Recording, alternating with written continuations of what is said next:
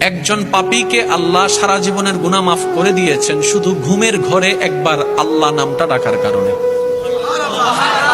আরেকটু জোরে।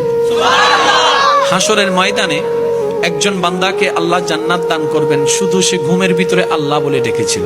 তো ফেরেশতা জিজ্ঞেস করবে, ইয়া রাব্বে কারীম, সে তো যে আমলটার কারণে তুমি তাকে জান্নাত দিচ্ছ, এত গুনার উপর ভারী করে যে নেক আমলটাকে বানিয়েছো তুমি, আল্লাহ সেই আমলটা হচ্ছে তোমার নাম ডেকেছে, আর তোমার নামটা তো সে স্ব ইচ্ছায় ডাকেনি, ঘুমের মধ্যে ডেকেছে, ঘুমের মধ্যে ডেকেছে, ঘুমের ঘরে ডেকেছে। রব বলে, যেভাবেই ডাকো নাম তো আমারটাই ডেকেছে,